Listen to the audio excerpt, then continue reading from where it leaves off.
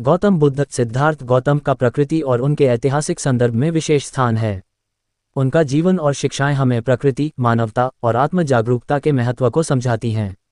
गौतम बुद्ध का जीवन और प्रकृति। जन्म और प्रकृति से संबंध। गौतम बुद्ध का जन्म लुम्बिनी, वर्तमान में नेपाल के एक सुंदर बगीचे में हुआ था। उनका जन्म एक साल वृक्ष पवित्र अंजीर के नीचे हुआ, जिससे उनका प्रकृति से गहरा संबंध स्थापित हुआ। संन्यास और वनवास। राजसी जीवन को त्याग कर उन्होंने जंगलों और प्राकृतिक स्थलों में तपस्या की। बोधगया में पीपल के वृक्ष बोधि वृक्ष के नीचे उन्होंने ज्ञान की प्राप्ति की। ये वृक्ष आज भी बौद्ध धर्म में प्रकृति के प्रति सम्मान का प्रतीक है। शिक्षाओं में प्रकृति का महत्व। बुद्ध की शिक्षाओं में प्रकृति का गहरा महत्व है। उन्होंने मनुष्य को समझाया कि जैसे नदी बहती रहती है, वैसे ही जीवन परिवर्तनशील है।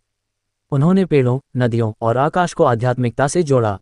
ऐतिहासिक संदर्भ। जीवनकाल। गौतम बुद्ध का जन्म 563 बीसी में हुआ था और उनका निर्वाण मृत्यु 483 बीसी में हुआ। ये काल उत्तर भारत में सामाजिक और धार्मिक पुनर्जागरण का समय था। महान शिक्षाएं। बुद्ध ने मध्य मार्ग और अष्टांगिक मार्ग की शिक्षा दी, जो मानवता को प्रकृति के साथ सामंजस्य में जीने की प्रेरणा देती हैं।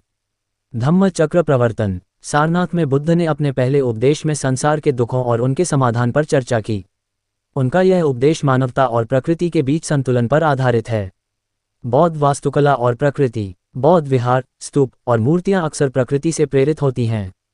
पेड़, फूल और जानवर बौद्ध कला में प्रमुख स्थान रखते हैं।